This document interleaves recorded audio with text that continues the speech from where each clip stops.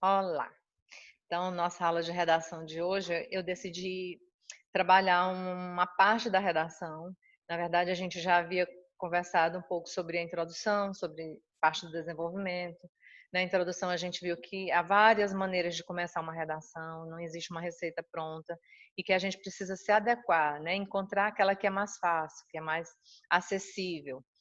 E no desenvolvimento, sempre focar na questão da argumentação, da comprovação da tese e das partes em que eu devo argumentar, né? Estrutura argumentativa, que eu devo comprovar com dados, citações, fazendo retomada, fazendo progressão dos parágrafos, conexão entre os parágrafos, buscando sempre a comprovação através dos dados estatísticos, da alusão histórica, da citação, da exemplificação, ou apenas com a marca de autoria. Então, hoje eu vou trabalhar com vocês a conclusão, tá? Então, eu vou pegar aqui com vocês algumas características da conclusão para que a gente possa relembrar como deve ser feita uma conclusão de acordo com a competência do Enem, que eu possa alcançar 200 ou próximo de 200 pontos. Primeiro, o que é a conclusão? É o fim do meu texto, é o desfecho. Entenda desfecho como algo que precisa ser amarrado, que eu preciso fazer um gancho. E não é simplesmente terminar, não é apenas o fim. É algo que precisa ser retomado dentro daquilo que eu trabalhei no texto. A minha conclusão, ela totalmente depende do desenvolvimento da conclusão, da introdução. Eu não posso fazer uma conclusão aleatória, solta no texto. É uma conclusão que vai reafirmar a minha tese, que vai reafirmar apresentando uma solução, né, na verdade, após reafirmar a tese, ela vai apresentar uma solução para aqueles problemas que eu levantei no desenvolvimento. Então, ela é uma sequência. Eu digo que há uma retomada do texto como um todo, principalmente na tese, que é desenvolvida. No final do processo da argumentação, eu preciso fazer essa chamada, né, essa retomada. Fechar os meus argumentos agora com uma proposta, porque é o tipo de texto que o Enem pede. A conclusão também esclarece e ratifica, ou seja, ela confirma, ela reafirma o ponto de vista. Como é que tem que ser uma conclusão adequada? O que, que tem que ter nessa conclusão? Primeiro, retoma-se a tese defendida. A tese está onde? Na introdução. A partir da sintetização das ideias gerais do texto. Eu vou reler meu texto, então eu não posso fazer uma conclusão sem que eu primeiro faça uma pausa e releia o meu texto, para que eu possa fazer a síntese dessas ideias.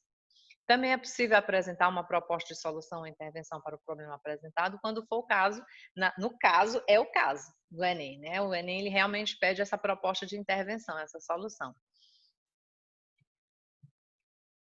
Ah, em relação aos tipos de conclusão, a gente tem os dois tipos. O tipo de conclusão resumo, que é simplesmente quando você retoma as principais ideias apresentadas no texto, não é o nosso caso, e tem o tipo de conclusão proposta, que é quando você faz esse resumo, apresenta uma proposta de solução para o problema.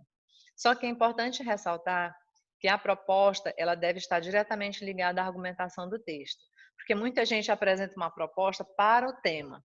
Eu estou cansada de corrigir redações que tratam, por exemplo, a questão da crise hídrica no Brasil.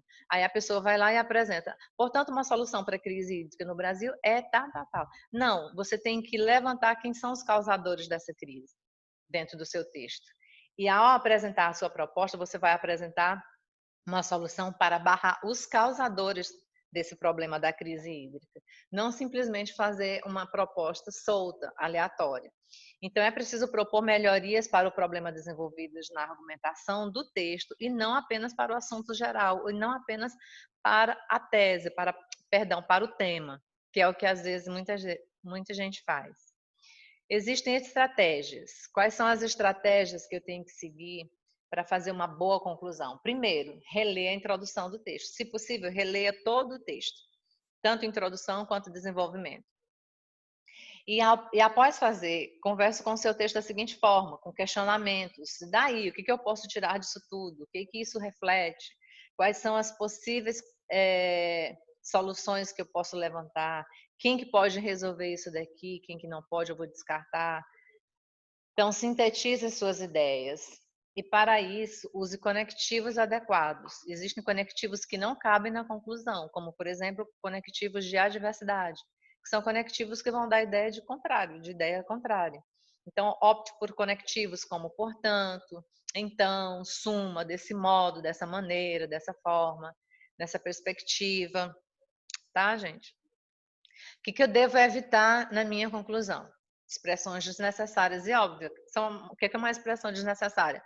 Concluindo, conclui-se que, resumindo, tá? São expressões desnecessárias porque você está exatamente na conclusão. Você não precisa reafirmar isso. Referir-se ao próprio texto e ser redundante, como, por exemplo, a partir dos argumentos expostos no texto, diante do que foi explorado no texto, no desenvolvimento ou na introdução. Esse tipo de expressão você não precisa levantar. Referir-se ao próprio texto é totalmente empobrecedor, né? Desmerece o seu grau de formalidade. Acrescentar um novo argumento, jamais. A introdução não é lugar para o novo. Eu não devo reservar na conclusão um espaço para nenhum tipo de novidade. Na conclusão, eu devo simplesmente reafirmar, fazer uma síntese das ideias, apresentar uma proposta, mas apresentar um argumento, não. Tá? Deixe isso simplesmente para o desenvolvimento. O que mais que eu tenho que evitar? Questionamentos e reticências. Fazer perguntas, eu até posso fazer dentro do texto, mas é bom que eu faça lá na introdução e que eu responda. Fazer questionamentos, deixar reticências, etc., jamais. Parafrasear a introdução sem mudanças eficientes no texto. Eu tenho que retomar minha introdução, não simplesmente parafrasear. Fazer apelos sentimentais. Portanto, vamos levantar bandeira, vamos nos unir e mudar essa situação. Nem devo usar a primeira pessoa, né? Então, de jeito nenhum fazer apelos sentimentais. Apresentar a tese pela primeira vez na conclusão. Quer dizer, eu tenho lugar específico para a tese e não, definitivamente não é a conclusão, é a introdução. O texto ele não deve deixar pontas soltas, perguntas sem respostas, espaços para o leitor tirar suas conclusões. Tudo que eu faço no texto tem que ser bem explícito, eu tenho que ser bem claro e conciso. Eu não posso deixar vago, deixar subtendido. Ah, mas aqui eu quis dizer que era para fulano resolver essa situação. Aqui era para fazer tal ação. Você tem que ser específico. Por mais que a introdução e a conclusão apresentem a mesma ideia, que é a tese, não devem ter o mesmo texto. Reescrever a introdução modificando apenas a ordem das palavras afeta a criatividade e a qualidade da redação. Entendam, né? Eu tenho sempre que mostrar originalidade. A minha conclusão deve ser inovadora, segundo as exigências do Enem. Como eu já falei, nem sempre eu vou conseguir ser inovador, mas eu não posso simplesmente fazer uma paráfrase da introdução e querer ter uma nota muito boa. Vou fechar 160, 200 pontos. Existe um tamanho adequado para a conclusão? Existe uma estimativa, né? Não, nada é exato, nós não estamos tratando de exatas aqui. Mas existe uma média, por exemplo, entre 4 e 6 linhas é um tamanho suficiente para que você faça tudo que você tem que fazer na conclusão. A conclusão ela é curta e direta, assim como a introdução. Então, normalmente, ela não deve ultrapassar a extensão da introdução ou dos parágrafos de desenvolvimento. Coloquei ali de conclusão, mas é de desenvolvimento. Por que uma conclusão longa vai revelar? Que o texto é muito prolixo, que você tem informações e construções textuais repetitivas ou dispensáveis. Lembra que eu falei que é para a gente selecionar, organizar o nosso texto, que está na competência 3, selecionar aquilo que é mais relevante. O desenvolvimento de ideias e evidências que deveriam estar na argumentação. Então, eu não tenho muito espaço. Eu já vi conclusões com 14 linhas, estava muito boa, mas extrapolou, né? Ela tem um tamanho aproximado. A proposta de intervenção no Enem exige uma solução bastante detalhada. Pode acontecer de a conclusão ficar muito longa, porque você tem que dizer meio, né, agente, modo, justificar. Se ela for bem escrita, não vai ter nenhum tipo de problema. Cuidado, no entanto, quando fizer uma prova que não tem essa exigência de desenvolver um tema mais subjetivo. Sua conclusão pode acabar muito longa para o que foi solicitado na proposta de redação. A gente tem que ter uma atenção muito especial no enunciado de todas as provas que a gente vai fazer, porque às vezes a gente fala muito do tipo do modelo Enem quando a gente vai fazer uma outra prova, o tipo de conclusão é diferente. Então, fiquem atentos ao enunciado da redação também. Bom, eu tenho um exemplo de uma conclusão que fica inadequada. Vamos ver aqui alguns erros, gente. Eu vou ler para vocês e vou apontar os erros em seguida. O tema dessa redação é a influência do tempo na vida do homem. Portanto, a partir dos argumentos expostos ao longo do texto, veja, indispensável, né? Eu não preciso. Podemos concluir que o homem realiza muitas tarefas diárias. O homem trabalha cada vez mais para poder sustentar os filhos e a casa, tendo assim uma vida confortável. Por conta disso, acaba ficando sobrecarregado e não realiza muito bem todas as suas atividades. As empresas acabam exigindo um tempo cada vez maior de seus funcionários, o que acaba reduzindo e prejudicando o tempo para ficar com a família. Abrir mão de propostas de trabalho muitas vezes interessantes poderia resolver essa questão, cabendo a cada um de nós escolher. Veja que nós temos vários problemas aqui nessa conclusão, nesse parágrafo. Vou destacar com vocês, mas olha o final, como ele termina, com reticências, deixando algo mais a ser dito. Então, eu não posso fazer esse tipo de pontuação. Veja, o que eu posso encontrar aqui, que eu posso excluir? A partir dos argumentos expostos ao longo do texto, podendo concluir que, né, eu já posso excluir porque isso não faz diferença nenhuma, está empobrecendo o meu texto.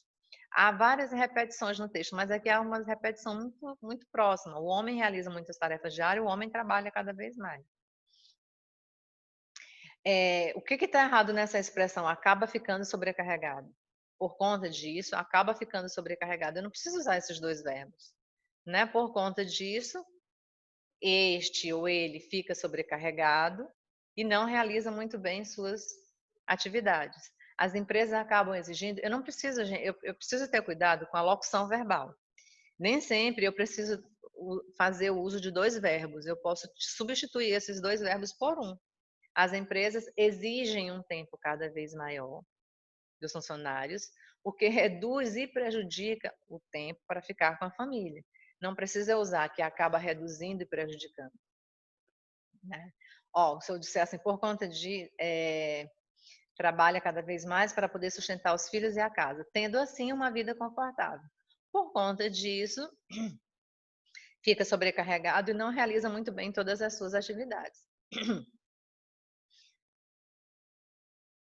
Como é que seria uma reescrita desse texto para que ele ficasse pelo menos de acordo ou próximo a uma boa conclusão? Portanto, o homem realiza suas tarefas diárias, ele trabalha cada vez mais para poder sustentar os filhos e a casa. Por conta disso, fica sobrecarregado e não realiza muito bem todas as suas atividades. As empresas exigem um tempo cada vez maior de seus funcionários, o que reduz e prejudica o tempo para ficar com a família. Abrir mão de propostas de trabalho, mesmo que lucrativas, poderia resolver essa questão. Bom, eu solucionei, tirei os excessos, fiz uma varredura aqui no meu texto, né? Vejam que olha o tamanho que era o meu parágrafo, e depois que eu fui retirando os excessos e aquilo que prejudicava o meu texto, deixando mais compreensível, eu simplesmente deixei o texto menor, mais limpo, mais claro e mais direto. Eu quero fazer uma proposta para vocês, pegando como gancho o dia 17, né, que é o dia contra a homofobia. E eu queria pedir a vocês que fizessem uma conclusão, ou que vocês escrevessem uma redação falando sobre o valor da diferença, e vocês podem abordar, existem vários tipos de diferenças, né, gente? Cultural, étnica, social, política. Mas eu queria que vocês focassem nessa temática do dia 17, que vocês lessem um pouco sobre esse assunto e que vocês escrevessem uma redação sobre o valor da diferença. Na verdade, o que vai interessar para mim é a questão da conclusão, tá? A conclusão que vocês vão fazer em relação a essa temática. O desafio de conviver com a diferença na sociedade é complicado, mas necessário. Diante da grande pluralidade cultural e étnica que se choca com a frequência no mundo globalizado, é preciso, além de tolerância, respeito incondicional aos direitos humanos. Diariamente nos deparamos com pessoas das mais variadas culturas, opiniões e classes sociais. Muitas vezes são nossos vizinhos, colegas e amigos. Essa convivência enriquece nossa vida, pois aprendemos a respeitar o nosso próximo, nos tornando pessoas mais fraternas.